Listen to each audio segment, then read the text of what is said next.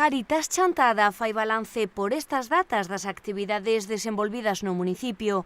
A labor de axuda social é a parte fundamental desta organización vencellada ás igrexas parroquiais e que en Chantada ten por tesoureira Elvira Iriz.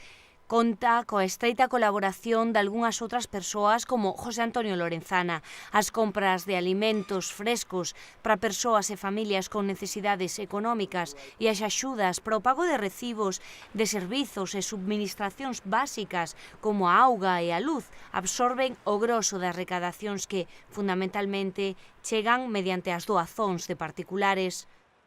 Na reseña que mandamos a todas as parroquias, para que os párrocos, que desgraciadamente xa hai poucos, bueno, incluso tuve que ir poñer algunhas, para que a xente vexa o que fixemos coas aportacións que tuvemos. Son pequenas cousas, pero en casos puntuales moi necesarias.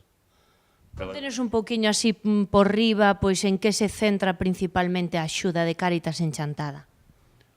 Me está repuntando bastante o de axuda de pago de luz, agua, gas e alquileres. Mais que baixando incluso de alimentos con relación a outros anos. Alimentos parece ser que hai outras opcións, por exemplo, o Cruz Roxa, por aí amigos de... Bueno, outras organizacións que dan alimentos. Nos damos vales, como vedes, gastáronse casi 2.500 e pico de euros, tamén en comida, pero nós non damos, Cáritas Chantada non reparte comida, damos un vale para que vayan comprar o que necesiten a determinadas tiendas. Sobre todo carne fresca, peixes, fruta e por aí, porque nos restos alimentos non ven eso incluído. Axudas a transeúntes en comidas, pernoctacións e viaxes é outro dos capítulos, así como melloras nalgunha vivenda e, por último, as achegas a Cáritas Diocesá de Lugo, que ascenden a 900 euros, máis de 6.600 euros canalizados basicamente nestas accións que son pequenos xestos de grande axuda.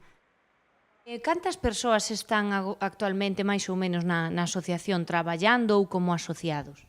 Pois mira, traballando somos os mesmos que hai prácticamente 20 anos. 7, 8 personas e o párroco. O párroco de Chantada, claro, o don Manuel, que non pudo vir agora porque está preparando a alfombra de corpus. Bueno, é unha labor importante, ás veces pouco visible, non? Por a súa delicadeza, quizáis, pero son 20 anos, me dicía, non? Traballando aquí. A miña muller, sí, posiblemente levo 20 anos, ou levo menos. Sí, pero despois tamén traballamos en coordinación bastante co asistente social a título personal do ayuntamiento, que efectivamente de casos puntuales que ya ali o ayuntamiento pois non dispón de medios, por exemplo, para así puntualmente pagar os casos que non nos manda o ayuntamiento, a Cáritas e tamén nos atendemos.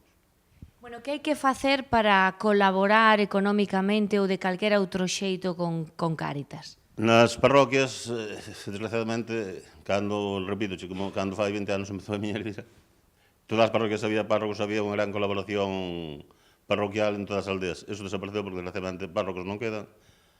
Estámonos nutrindo, como ben vides aquí, o que a parroquia de Chantada, todas as recaudacións do primeiro domingo de cada mes son para Cáritas, incluído este domingo, que coincide o día xa de Cáritas, que é o día de Corpus, con o primeiro domingo do mes.